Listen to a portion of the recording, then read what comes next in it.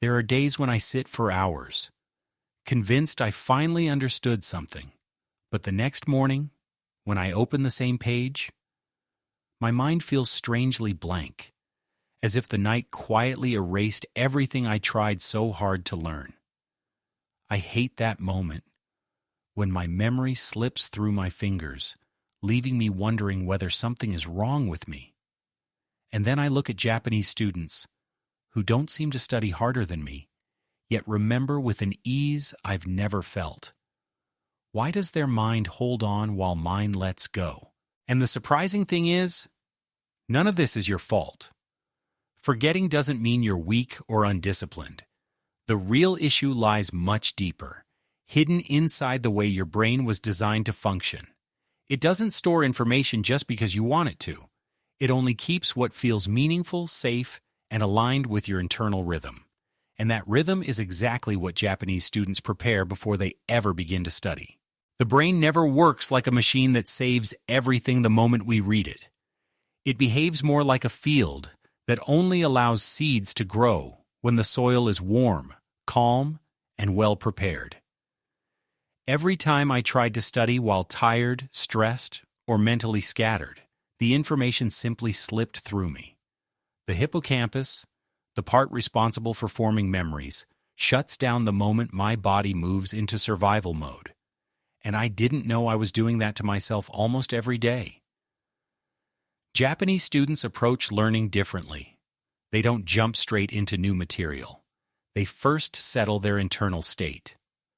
A few minutes of sunlight, a slow breath, a quiet review of what they learned yesterday, almost like pressing a gentle wake button inside the mind.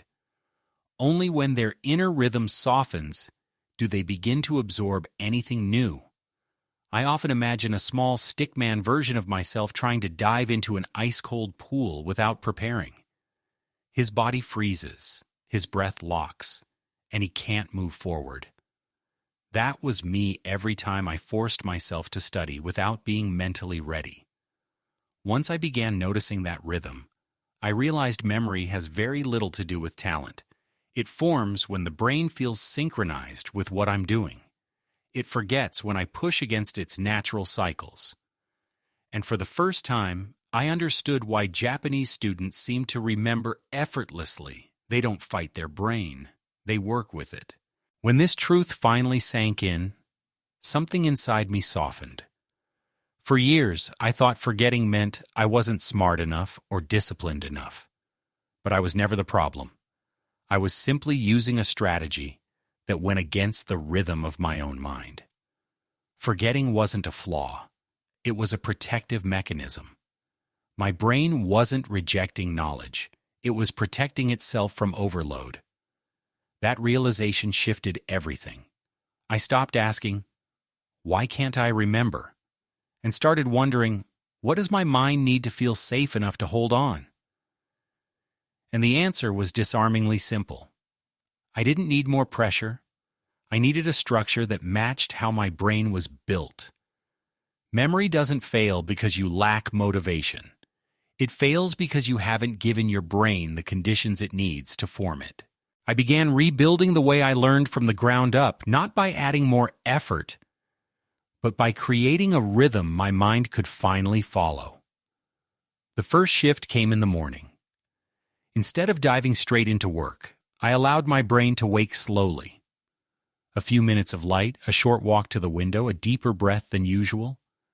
I imagined a small stickman stepping out of a dark room into gentle daylight, blinking as his senses finally opened. Concentration wasn't something to force. It appeared when my body felt welcomed into the day. That tiny change softened the noise inside me and turned my mind into a place where learning could actually land. The next change was starting with yesterday before touching today. I used to open a new chapter immediately, thinking speed was progress. But Japanese students do something far simpler. They recall lightly.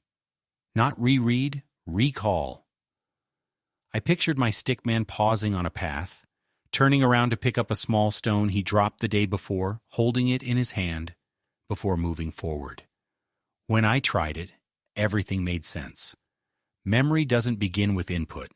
It begins with retrieval. The brain needs a stable anchor before it can attach something new. Reviewing wasn't repetition, it was grounding. Then I shifted the way I spent my study hours. For so long, I believed the longer I sat, the more I learned. But my mind didn't work like that. After a while, everything blurred, and I absorbed nothing. So I switched to clear intervals, focused work followed by gentle recovery, 40 minutes of presence, 10 minutes of stepping away. During the break, I let my stickman wander, turning the tiny stone in his hands, letting it sink in. While I rested, my mind continued to work quietly in the background. It wasn't a sign of weakness. It was the second half of learning, and slowly I felt the difference. My thoughts were sharper, my understanding deeper, my forgetting less painful. The final shift came at night. Instead of ending the day abruptly, I created a small closing ritual. Just a few minutes touching the ideas I had learned, almost like buttoning a coat before stepping outside. I pictured my stickman kneeling over a single character, writing it once more before placing the pen down. Not as a task, but as a goodbye. After that, learning fell into the night like a drop into calm water. During sleep, my brain sorted, kept what mattered, released what didn't. And by morning, the knowledge felt like it belonged to me, not something I had to chase. When all these steps aligned, something subtle awakened inside me. Learning no longer felt like a battle. It felt like a rhythm, morning that opened me, review that grounded me, intervals that carried me, and evenings that protected what I had built. For the first time, I understood why Japanese students remember more with less effort. They don't rely on willpower. They rely on structure. And memory, as it turns out, doesn't need intensity. It needs a quiet, consistent path to follow. One of the mistakes I repeated for years was expecting results after a single day of effort. I believed that if I studied long enough, something meaningful should stay. But the brain doesn't move at the speed of my expectations. It moves at the speed of its own cycles. Another mistake was trying to change everything at once, waking up earlier, studying longer, pushing harder, until the whole system collapsed because none of it had a stable foundation. I also confused rereading with learning, thinking that seeing the same paragraph again and again would somehow force it into my memory. But the mind remembers meaning, not repetition.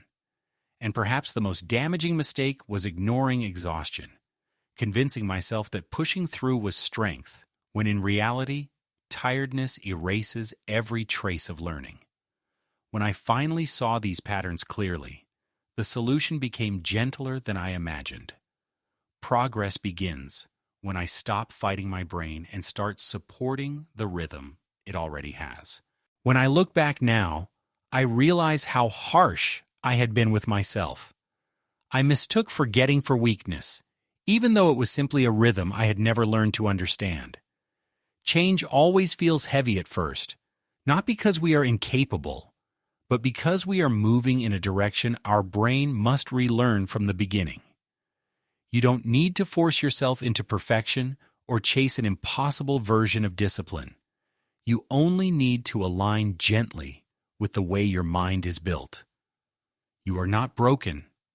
You are not falling behind.